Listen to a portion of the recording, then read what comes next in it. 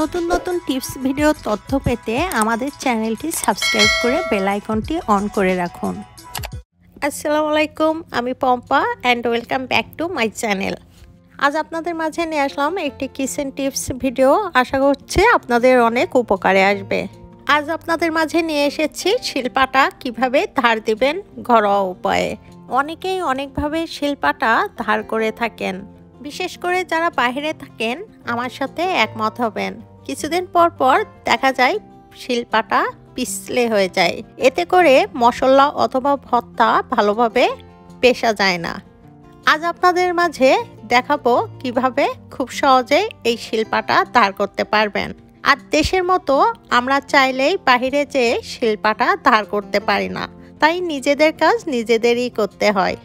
শিলপাটা সাধারণত ভর্তা মশলার কাজে বেশি ব্যবহৃত হয়, আর কিছুদিন পর পর দেখা যায় এটি পিছলে হয়ে যায়, তেলা হয়ে যায়। তখন কিন্তু আর মশলা অথবা ভর্তা খুব ভালোভাবে পেশা যায় না। দেখুন, এইখানে আমি আমার শিলপাটাটি নিয়ে নিলাম। এটি কতটা তেলা হয়ে গেছে দেখলেই বুঝতে পাচ্ছেন। এখানে কিন্তু ভর্তা বা মশলা একদমই বাটা যাবে না, এখন সেই পর্যায়ে নেই। এখন এটি আমি ধার করব।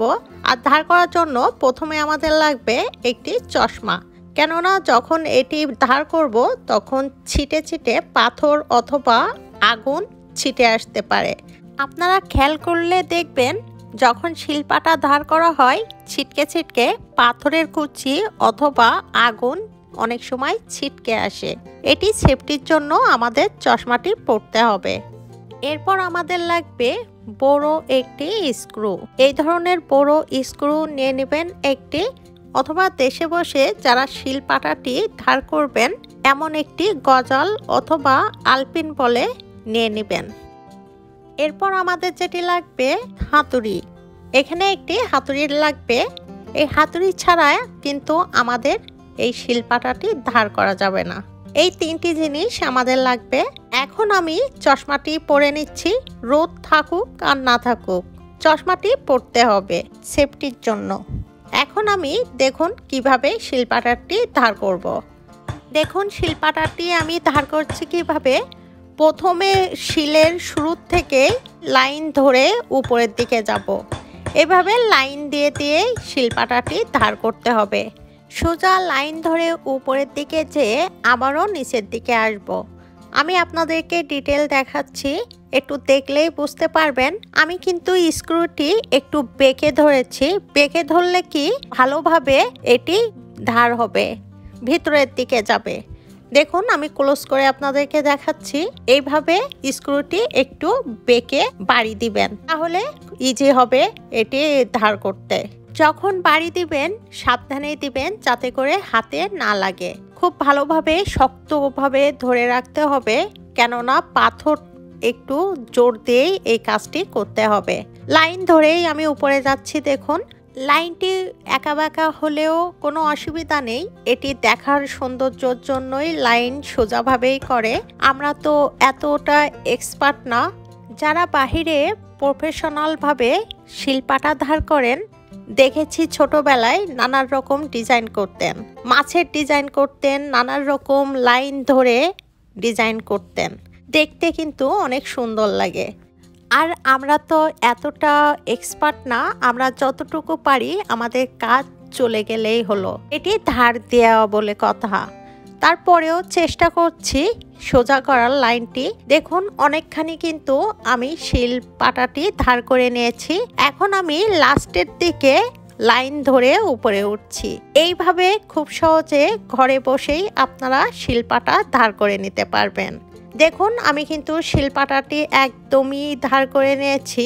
এখন যেটি ধার করব নোড়া, যেটি আমরা পাটা বলি, পাটাটি ধার করব। এই সেম পদ্ধতিতে আমি লাইন ধরেই এই পাটাটি ধার করে নিব। অনেকেই অনেকভাবে শিলপাটা ধার করেন, নানান রকমভাবে। এই স্ক্রু দিয়ে যেভাবে ধার হবে এইভাবে কিন্তু অন্য কিছু ধার হবে না। ক্ষণিকের জন্য দেখা যায় 1-2 দিন ধার থাকে অন্য পদ্ধতিতে করলে, আর এটি করলে লং টাইম ধরে এই শিলপাটাটি ধারালো থাকবে। অনায়াসে খুব সহজে কিন্তু আপনারা শিলপাটাটি ব্যবহার করতে পারবেন। ব্যাস আমার শিল পাটাটি খুব ভালোভাবে ধার দেওয়া হয়ে গেছে। এখন আমি আপনাদেরকে সেকেন্ড পদ্ধতি দেখাবো। যারা এই স্ক্রু দিয়ে করতে চান না, যাদের কাছে হার্ড মনে হবে, সেকেন্ড পদ্ধতি চাল। আগেকার যুগে এইভাবে চাল দিয়ে অথবা বালি দিয়ে কিন্তু শিলপাটা ধার করা হতো। স্ক্রু দিয়ে তো হতোই, এটি দিয়ে তো লং লাস্টিং। যারা মনে করবেন হাতে সময় নেই, শিলপাটাটি ধার করতে হবে, স্ক্রু দিয়ে টাইম লাগবে, তাহলে আপনারা শিলপাটায় কিছুটা চাল দিয়ে এইভাবে পিষে ফেলবেন। দেখবেন খুব সহজেই শিলপাটা ধার হয়ে যাবে। চাল দিয়ে অথবা বালি দিয়ে যে কোনো কিছু দিয়েই আপনারা কিন্তু খুব সহজেই শিলপাটা ধার করতে পারবেন। আমার কাছে বালি নেই, এজন্য আমি চাল দিয়ে আপনাদেরকে দেখাচ্ছি। চাল দিয়েও কিন্তু খুব সহজেই শিলপাটা খুব ভালো ধার হয়। দেখুন আমি কিন্তু শিলপাটাটি ধার করার পরে এই যে চালটি পিষেছি একবারেই কিন্তু কতটা গুঁড়া হয়ে গেছে। চাল অথবা বালি দিয়ে যদি আপনারা শিলপাটা ধার করেন সাথে সাথেই ধার হয়ে যাবে। এটি 2 থেকে 3 দিন অথবা 1 সপ্তাহ ভালো থাকবে, এরপরে কিন্তু আবার পিছলে যাবে। এইভাবে স্ক্রু দিয়ে যদি করেন তাহলে কিন্তু লং টাইম আপনাদের শিলে ধার থাকবে। তাই একটু সময় বাইর করে স্ক্রু দিয়েই শিলপাটাটি ধার করে নেবেন, দেখবেন লং টাইম এর ধার থাকবে। এখন আমার শিলপাটাটি একদমই ধার দেওয়া হয়ে গেছে। এখন খুব ভালোভাবে পরিষ্কার করে ধুয়ে নিব, কেননা এর মধ্যে অনেকখানি পাথরের গোড়া রয়ে গেছে। এটি খুব ভালোভাবে পরিষ্কার করে ধুয়ে নিতে হবে। এইভাবে যখন শিলপাটা ধার করবেন পরিষ্কার করে ধুয়ে শুকিয়ে নেবেন, তারপরে এটি ব্যবহার করবেন। এইখানে দেখুন আমি খুব ভালোভাবে শিলপাটা পরিষ্কার করে ধুয়ে নিচ্ছি। এখন এই শিলপাটাটি খুব ভালোভাবে একটি পরিষ্কার কাপড় দিয়ে মুছে নিব।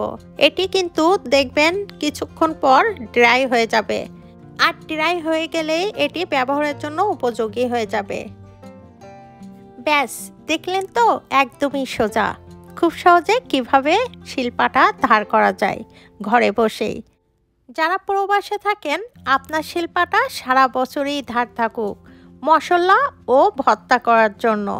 যখন দেখবেন আপনার শিলপাটায় ধার নেই, এইভাবেই ধার করে নেবেন, আর খুব সহজেই মশলা ভর্তা এক ঘষাতেই পিষে নিতে পারবেন।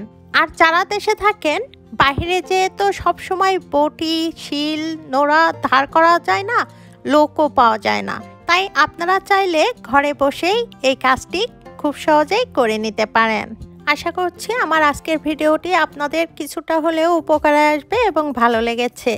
যদি ভালো লেগে থাকে ফ্রেন্ডস ফ্যামিলির সাথে শেয়ার করবেন। চ্যানেলটি সাবস্ক্রাইব করে বেল আইকনটি অন করে দিবেন এমন সব নতুন নতুন টিপস ভিডিও পেতে। সবাই খুব ভালো থাকবেন। আল্লাহ হাফেজ।